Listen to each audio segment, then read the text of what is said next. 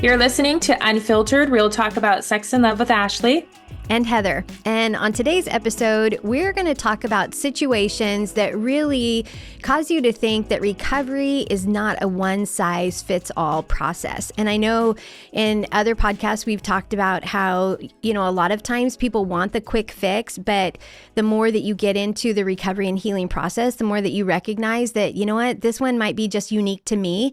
And so what is this supposed to look like? Because you're finding that it doesn't look like everybody else. So that's what we're going to talk about today. All right, well, let's jump in. First question is, my husband has nearly 9 months of sobriety. He finished 7 pillars and now attends a men's group for ongoing support, but he's growing tired of a 30-minute drive. How much sobriety and healing should he have before stepping away from group? When is it okay to stop? I love this question and I have all kinds of opinions about it. So I'm like, where do I begin?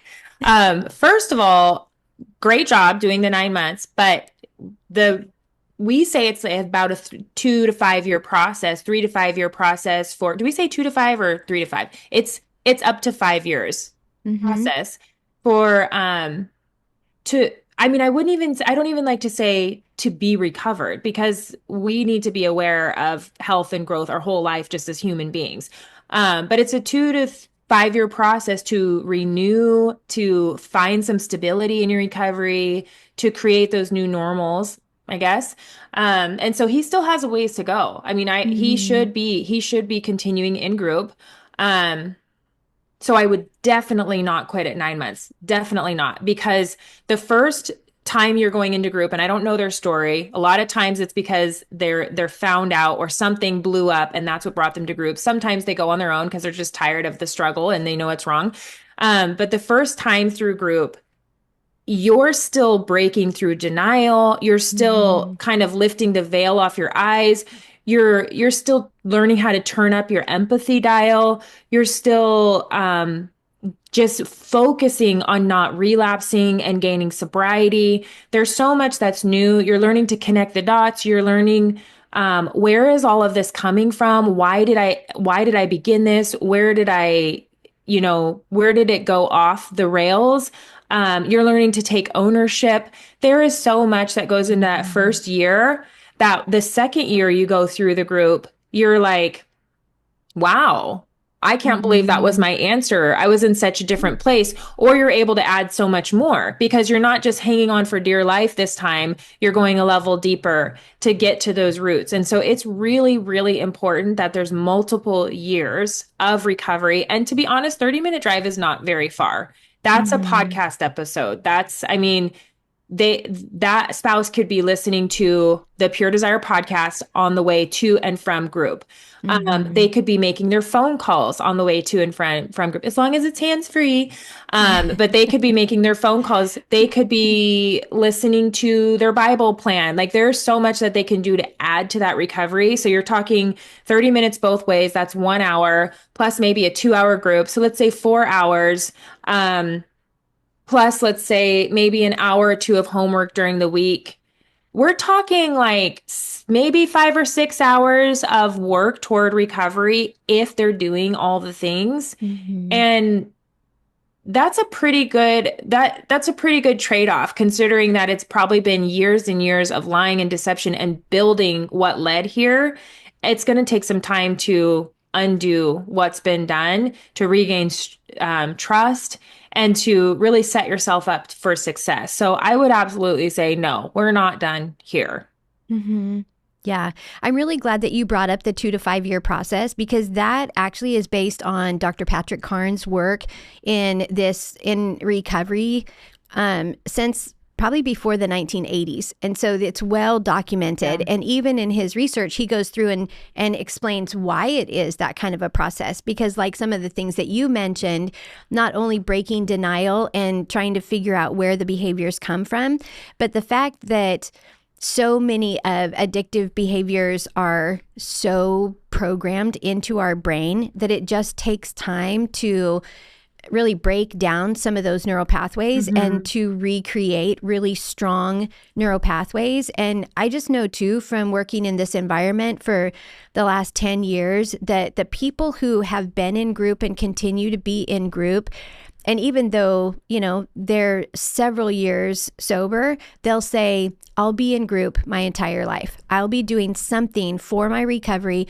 my entire life, because they've gained so much freedom from it that they never want to go back to where they were before they started recovery. And Yeah. so I think that that's also telling, is that if you have somebody who's saying, I don't want to do the 30-minute drive, I'm 9 months sober, I'm good to go, that still sounds like an addict talking, that I've done the work, I've checked the boxes, I got the t-shirt, now let's be done with this. And so it's, and we know that those people are more likely to end back up Yeah. into their addictive behaviors, even in a harder way than they were initially. And so, Yeah, and it's so much yeah, more painful for the betrayed spouse the second time, right. because it's like we've done the work, we had the tools, and here we are again. That it can create so much hopelessness in the betrayed Yeah. spouse. And so do it right the first time, just do it all the Mm-hmm. way. The other thing I would say is it says an ongoing support group. So I don't know if that's just an essay group or what, but I would recommend Mm-hmm. that they're continuing the deep work groups, like moving into the compassionate warrior group, and they can do online. I mean, if they've done the Mm-hmm. in-person group and they want to get onto puredesire.org and go to join a group, look for an online group, Mm-hmm. join another Seven Pillars group, or if you've done the Seven Pillars group completely and you did it thoroughly and well, then join a compassionate warrior group and finish your next year that way. And so there are options where you don't have to drive. Mm-hmm. But I wouldn't be at the point yet to just do like the drop-in check-in group. I think you need to still be in either Seven Pillars or the compassionate warrior. Yeah. Yeah, that makes sense. All right. Our second question says, most resources address wives betrayed by porn or affairs. But what about the wife who realizes she is where her husband acts out?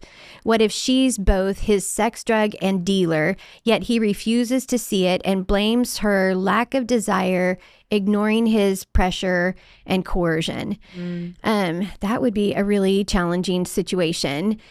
Um, and it's one of the things where even in recovery, we say, okay, stop looking at porn, break off the connection with your affair partner, do all of these things. But if your wife is the person that you're acting out to or with, or, that would be really challenging. And especially if he's actually manipulating you or putting pressure on you to be this thing for him, then that would be really challenging. So I guess my recommendation would be for her to be in group in Betrayal and Beyond, for Mhm. her to have very, very strong boundaries about what she'll do and what she won't do. And even if that's boundaries around, I will have sex with you this many times throughout the week, then that's okay. Because especially it doesn't sound like what's happening in her relationship is pleasant and helpful or Mhm. healthy for her.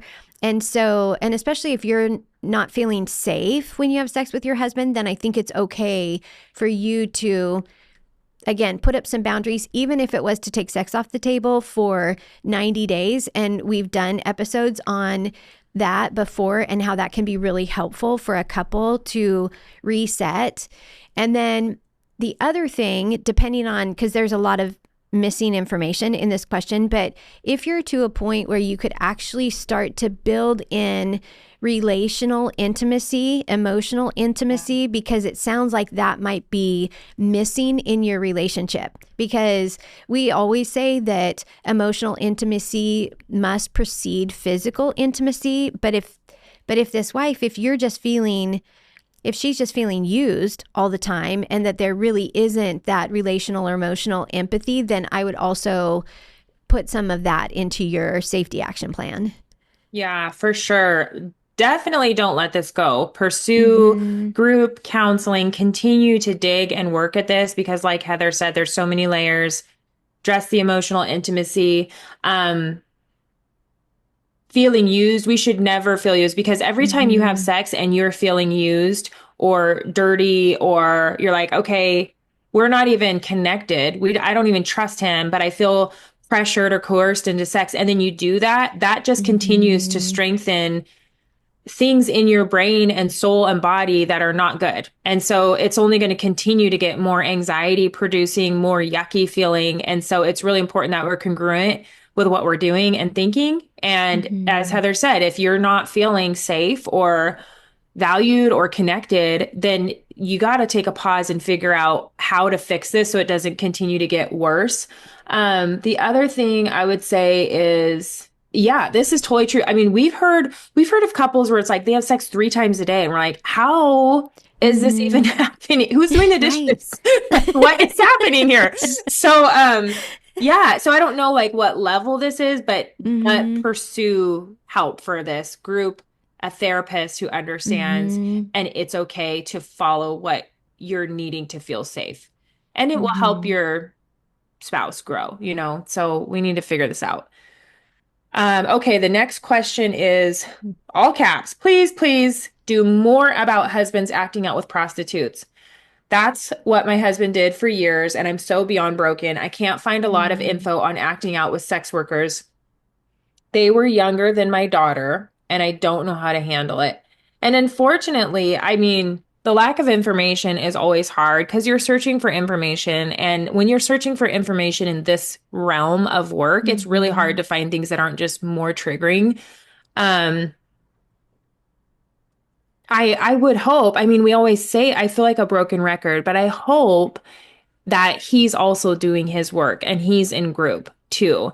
Unfortunately, this whole thing about, some guy midlife crisis having hiring a prostitute and they were younger and I mean it's devastating. But Yeah. you're not alone that this does happen and it I think betrayal and beyond would still help you, even though it's prostitutes and it's not porn. We have both. We have people who are married to sex offenders and their spouse has gone to jail or Mm-hmm. same-sex attracted and they're like, "Well, what about me? My husband likes other men," or they like the barely 18 or prostitute. Like there's so many things that bring women to group, but the common denominator is there's brokenness in the sexuality, there's brokenness in the covenant, there's brokenness in feeling Mm-hmm. like your spouse is supposed to be the one that's protecting you and fighting for you and covering you from harm, and now they're the ones directly harming you, and it Mm-hmm. is devastating. So